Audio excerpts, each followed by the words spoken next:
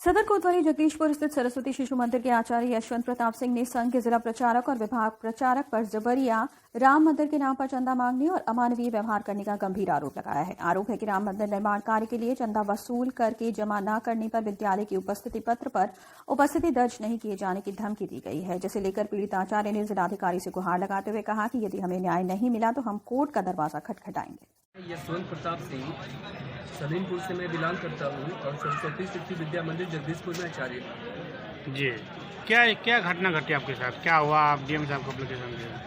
घटना ये है कि मैं जो हूँ आचार्य के रूप में वहाँ पे काम करता था और श्री प्रकाश जी और माननीय सत्येंद्र जी जो जिला प्रचारक जी हैं, एक विभाग प्रचारक जी हैं, मैंने दोनों लोगों के लिए जो है राम मंदिर के नाम पे चंदा इकट्ठा करने का जो फर्जी अभियान था, मैंने उसमें बढ़ चढ़ के हिस्सा लिया। समाज के लोगों को मैंने हिस्सा एकत्रित किया और हमने जो है दोनों लोगों को मिला करके हमने जो है 70-80 हज़ार रुपये जो है वो हम दोनों लोगों को हैंड टू हैंड हम प्रोवाइड कराए। लेकिन एक दिन विद्यालय परिवार में माननीय सत्येंद्र जी मेरे ऊपर जो है राम मंदिर का 1000 वाली पर्ची कटवाने के लिए मेरे को बाध्य किए और ये प्रिंसिपल के सामने उन्होंने मेरे से ये कहा था, यदि आप इस पर्ची को नहीं कटवा के आते हैं तो आपको जो है विद्यालय परिवार में अटेंडेंस जो पंजीकरण संख्या होती है आचार्य का, उसमें आपका उपस्थिति दर्ज नहीं किया जाएगा। तो हम आपके चैनल के माध्यम से बस यही पूछना चाहते हैं, क्या आरएसएस का स्वरूप यही है क्या कि राम मंदिर के नाम पे एक आचार्य से जो है दुर्भाव किया जाए, तुम तड़ाका करके बात किया जाए और जो है पर्ची काटने के लिए बाध्यता रखी जाए? मैं आपसे न्याय की गुहार लगाता हूँ।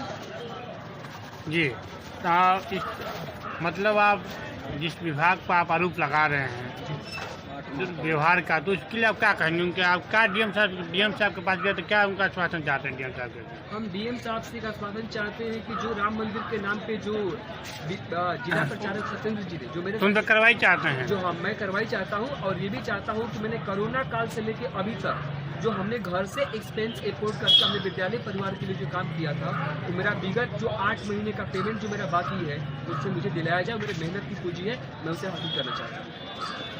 अगर ऐसा नहीं होगा तो क्या करेंगे आगे? तो हमने जो है अदिति जी को जो हमारे डीएम महोदया है वो हमने उनके पास से विज्ञापन दिया हुआ है अपनी तरफ से, ये मेरे को एप्लीकेशन दिया हुआ है और यदि इस पर भी न्याय नहीं होता है तो हम कोर्ट का दरवाजा खटखटाएंगे। हम आपके चैनल के माध्यम से बस यही पूछना चाहते हैं, क्या आरएसएस का स्वरूप यही है क्या कि राम मंदिर के नाम पे एक आचार्य से जो है दुर्भाव किया जाए, तुम तड़ाका करके बात किया जाए और जो है पर्ची काटने के लिए बाध्यता रखी जाए? क्या मामला है इनके साथ? क्या घटना घटी?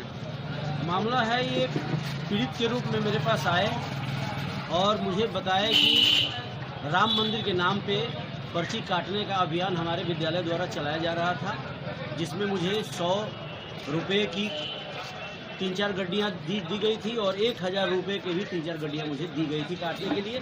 मैंने उस अभियान में सहयोग करते हुए मैं चंदा कलेक्ट किया, मैं स्वयं चंदा कलेक्ट किया 20,400 रुपया, जो श्री जिला प्रचारक सत्येंद्र सिंह को दिया और अपने ग्राम सभा के लोगों के साथ सहयोग करके इन्होंने बताया कि हम लोग चंदा काटे और लगभग 56,000 रुपया वो जो विभाग प्रचारक हैं, उनका नाम है श्री प्रकाश जी, उनको दिया। अब इनको लगा कि समाज में कोई ऐसा नहीं है जिससे मैं पर्ची काटूं और इनको बीच में कहीं से पता चला कि 100 से ज़्यादा रुपए की पर्ची काटना अलाउ नहीं है।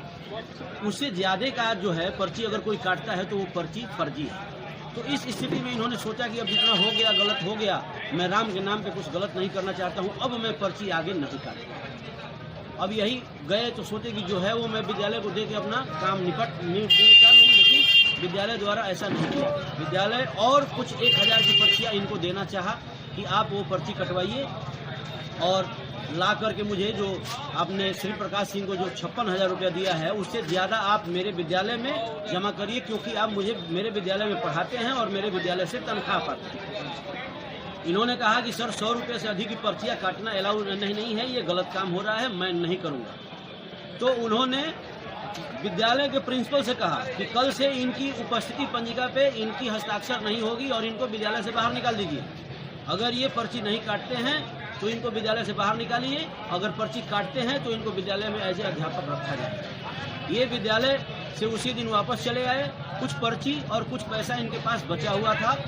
उसके बाद सत्येंद्र सिंह का फ़ोन आया, उन्होंने कहा कि पर्ची और पैसा आप ला के जमा करिए। इन्होंने कहा कि नहीं, अब जो मेरे पास बचा है वो पर्ची और पैसा सीधे सीधे हम अयोध्या जाएंगे और राम मंदिर के नाम पे जो ट्रस्ट बनी है उसमें हम जमा करेंगे। इस पर श्री सत्येंद्र सिंह ने फोन पर ही इनको धमकाया और जो धमका करके जो बातें कही उस बात से मुझे लगा कि वहाँ पे अपराध संघ के द्वारा किया जा रहा है। संघ भी अपराध कर रहा है, इसका मतलब इनके फोन में रिकॉर्ड किया गया है वो बात जो सत्येंद्र सिंह कह रहे हैं कि ये संघ की पर्ची है और ये संघ का पैसा है, आप राम मंदिर ट्रस्ट में नहीं जमा कर सकते, मुझे जवाब देना पड़ेगा। इसका मतलब क्या है? इसका मतलब संघ राम मंदिर के नाम पे पैसा वसूल रहा है और पैसा वसूलने के लिए ये तो भाई अपना कर्तव्य है। हम लोग अपनी खुशी से काम करेंगे ना कि आप दबाव में कोई विद्यालय, अगर हम विद्यालय में टीचर के रूप में काम कर रहे हैं तो आप दबाव बना करके हमसे टीचर के अलावे कोई अन्य काम करा सकते हैं। पर्ची काटने का काम एक टीचर का है। मान लीजिए हम मानवता के नाते या राम हमारे आराध्य हैं उनके नाते मैं कर रहा हूँ। जिस दिन मुझे पता चला कि राम के नाम पे आप बरगला रहे हैं आम जनता को, मैंने इसका विरोध किया तो इनको अध्यापक के पद से हटा दिया गया, इनके 8 माह का वेतन रोक लिया गया। ये कैसा न्याय है? क्या इसीलिए हम लोग राम राज्य लाने के लिए सत्ता में परिवर्तन किया पूरे भारतवर्ष के अंदर? मैं इनकी मदद करने के लिए तैयार हूं और सारी मदद प्रशासनिक मदद से लेकर अगर कानूनी मदद निःशुल्क होगी। अगर कोई कार्रवाई डीएम कार्यालय से नहीं होती, डीएम साहब नहीं करते तो क्या करेंगे आप? डीएम साहब कार्रवाई नहीं करेंगे तो हम लोग कानूनी प्रक्रिया का सहारा लेंगे, विद्यालय को लीगल नोटिस जारी करेंगे, सीजीएम के यहाँ 156(3) दर्ज करेंगे, एसपी को दरखास्त देंगे, मुख्यमंत्री पोर्टल पर भेजेंगे, प्रधानमंत्री के यहाँ भेजेंगे। बहुत ऑप्शन है, हम लोग धीरे धीरे अप्लाई करेंगे। अगर बीच में विद्यालय प्रशासन की नींद अगर खुल जाएगी और इनके साथ हुआ जो अन्याय हुआ है उसके साथ अगर न्याय करने का प्रयास करेंगे, इनका वेतन लौटाएंगे, इनके साथ जो दुर्व्यवहार किए हैं उनके लिए माफ़ी मांगेंगे तो हो सकता है हम लोग विचार करें उनको छोड़ दें, नहीं तो हम लोग छोड़ेंगे नहीं। क्योंकि प्रशासन ऐसा नहीं है कि सरकार बीजेपी की है तो बीजेपी कुछ भी करेगी और योगी जी कुछ भी करेंगे। राम मंदिर के नाम पे पैसा जो वसूला जा रहा है वो राम मंदिर में जाना चाहिए, न कि संघ के पास जाना चाहिए। और संघ को ये जवाब देना पड़ेगा ये कैसे सत्येंद्र सिंह जिला प्रचारक होकर के ये बात बोल रहे हैं कि ये संघ की पर्ची है और संघ का पैसा है और ये संघ में जाएगा। इसका मतलब संघ पैसा वसूल रहा है राम मंदिर के नाम पे। अगर कोई कार्रवाई डीएम कार्यालय से नहीं होती, डीएम साहब नहीं करते तो क्या करेंगे आप? डीएम साहब कार्रवाई नहीं करेंगे तो हम लोग कानूनी प्रक्रिया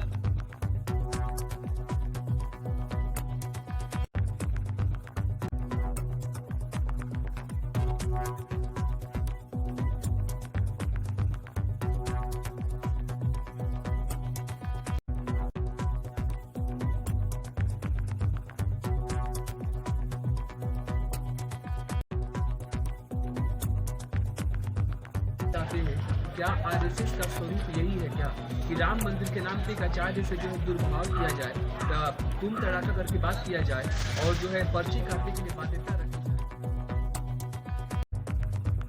अगर कोई कार्रवाई डीएम कार्यालय से नहीं होती, डीएम साहब नहीं करते तो क्या करेंगे आप? डीएम साहब कार्रवाई नहीं करेंगे तो हम लोग कानूनी प्रक्रिया